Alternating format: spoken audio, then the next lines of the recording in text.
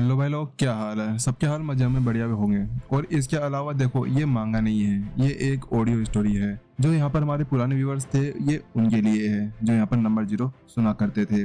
जैसा कि हमने लास्ट में देखा था कि जो नंबर 0 के सारे एपिसोड्स है ना, जो सीजन 1 था वो यहाँ पर खत्म हो चुका था और हम यहाँ पर वेट कर रहे थे कि आखिरकार अब सीजन 2 कब आएगा। तो मैं आपको पहले बता देता हूँ कि जो शॉर्ट समरी है मैं उसके बारे में पहले बताता हूँ। जब यहाँ पर विपिन लास्ट के अंदर अभी भयानक के साथ में फाइट कर रहा था, तो उस जगह पर उसकी जो स्वर्ग की लाइब्रेरी थी और यहाँ पर जो मास्टर शेख के अंदर की एक स्वर्ग का टुकड़ा था वो यहाँ पर मिल जाते हैं और मिलने के साथ में ही वो मिलकर भयानक को यहाँ पर हरा देते हैं। जब यहाँ पर वो अब उसके अंदर से निकल चुके थे, तो उसके बाद में यहाँ पर विपिन के पास में वो चीजें नहीं रह जाती है। विपिन के पास में से उसकी स्वर्ग की लाइब्रेरी जा चुकी थी और उसके बाद में विपिन, प्रत्युषा और उसके साथ में ही शिमर, इन तीनों की यहाँ पर शादी हो चुकी थी। हाँ, ये सही है, विपिन की यहाँ पर एक नहीं दो बीवियां थी और वहीं दूसरी तरफ जो विपिन का बटलर मोहन था उसकी भी शादी हो चुकी थी और विपिन के जो जितने भी स्टूडेंट्स थे वो सभी भी अपनी अपनी जगह पर सेटल हो चुके थे।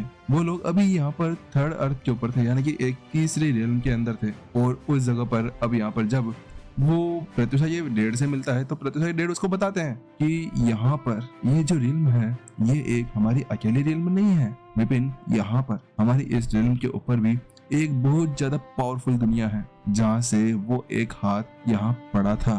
तो उसकी बात सुनने के साथ में विपिन को भरोसा नहीं हो रहा था कि क्या वास्तव में ऐसा कुछ हो सकता है, क्या वास्तव में यहाँ पर एक ऐसे रियल्म भी हो सकती है जिसके बारे में मेरे को आज तक नहीं पता।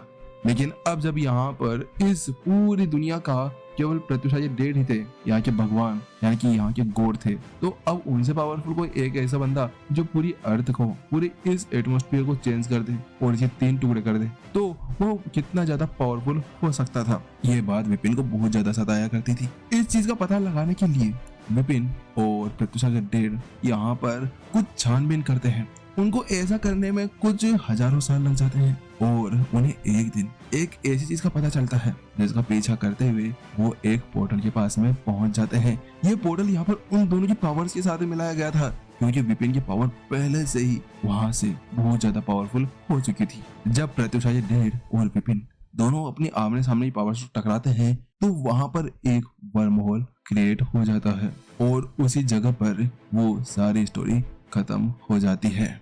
उसके साथ में ही यहाँ पर समय बीतता है और कुछ सालों बाद का सीन दिखाया जाता है। अभी एक इंसान था जिसके हाथ के अंदर एक अखबार पकड़ा हुआ था। वो कोई और नहीं, वो कहने लगता है कितना टाइम हो गया है वहां से वापस आए, लेकिन आखिरकार मैं अपनी इस असली दुनिया के अंदर वापस आ चुका हूँ। मेरे साथ में प्रत्युषा और सिमरन है।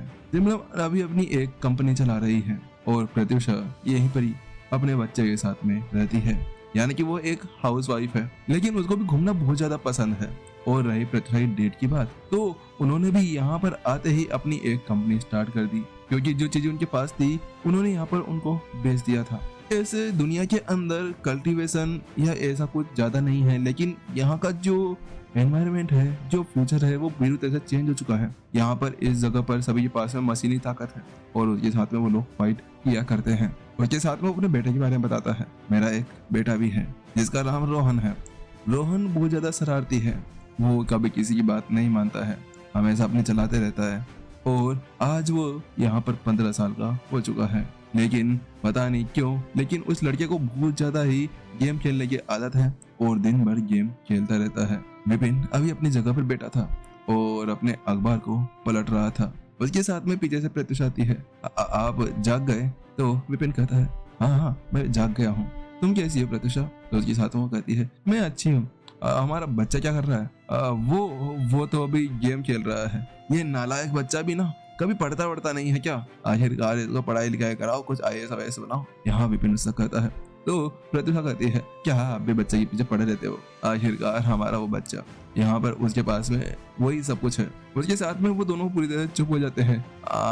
ठीक है, मैं समझ गया तुम क्या कहना चाहती हो, तुम उसी की पावर की बात कर रही हो ना? तो उसके साथ में प्रत्युषा केवल अपना सर हिला देती है। उसके साथ में ही यहाँ पर थोड़े समय बाद का सीन दिखाया जाता है। जो रोहन था वो एक नॉर्मल सा दिखने वाला बंदा था, लेकिन दिखने में भोला हो चाहे से अंदर वो बहुत ज्यादा शैतान था। वो अभी इस जगह पर एक गेम खेल रहा था। वहाँ पर गेम खेलते खेलते अचानक से उसके सामने कुछ स्क्रीन ओपन होती है और अगले ही पर रोहन की आंखों के सामने अंधेरा छा जाता है। उसी के कुछ अलग सा एक सीन दिखाया जाता है, जहाँ पर दिखाया जाता है एक बड़ा सा पहाड़। उस पहाड़ के बीच के अंदर से बहुत सारी सीढ़ियां आ रही थी और वहीं पर ही एक लंबा चौड़ा रास्ता था। उस रास्ते के आगे एक गेट था जिसके सामने काफी सारी भीड़ थी। वो जो जगह थी वो देखने से ऐसे लग रही थी जैसे कि कोई जन्नत हो, और उसके सामने ही यहाँ पर एक टाउन भी था। वहीं दूसरी तरफ एक लड़के की आंखें खुलती है और वो अपनी आंखें खोलते हुए कहने लगता है, ये क्या, ये कहाँ हूँ मैं तो लास्ट टाइम गेम खेल रहा था। अचानक से यहाँ पर उस लड़के की आंखें खुलती है और सबसे पहले वर्ड्स उसके यही होते हैं। वो जल्दी से अपने आप को देखने लगता है और वो कहता है, ये क्या है, मैं ये कौन से कपड़े पहन रखा हूँ, ऐसे कैसे कपड़े हैं। ये देखने से तो ऐसा लग रहा है जैसे कि ये बहुत ज्यादा पुराने टाइम के कपड़े हों, लेकिन हमारे तो यहाँ पर ये चलता ही नहीं है। ये चाइना तरफ ये जो कपड़े हैं वो है, लेकिन मैं तो इंडियन हूँ, मैं इंडिया के अंदर से आया हूँ, तो इस जगह पर मैं कैसे आ गया। उस लड़के को समझ नहीं आता।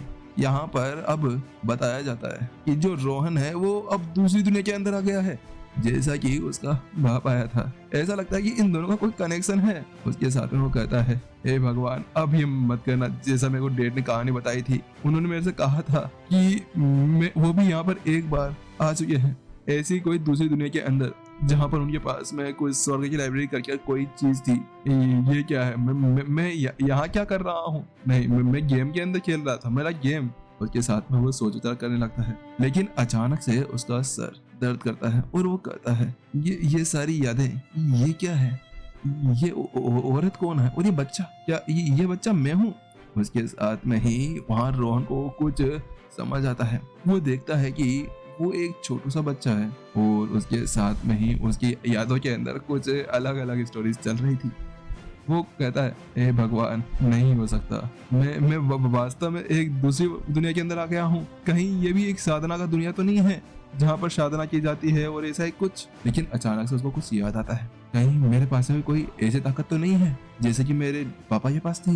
लेकिन मैंने तो डैड को भी नहीं बताया। चलो छोड़ो, कोई बात नहीं, डैड को पता चल जाएगा कि शायद मैं यहाँ पर आया हूँ। उनके पास में इतनी ताकत तो होगी ही, शायद वो मेरे को वापस से लाने के लिए कुछ करे। लेकिन अब वो अपने आप को चेक करता है और कहता है, मैं पहले अपने आप को देख लेता हूँ कि मेरे पास में क्या है और क्या नहीं है, क्योंकि जैसे कि पापा को कुछ मिला था दूसरी दुनिया के अंदर जाने के बाद में, शायद मेरे पास में भी ऐसा कुछ हो सके।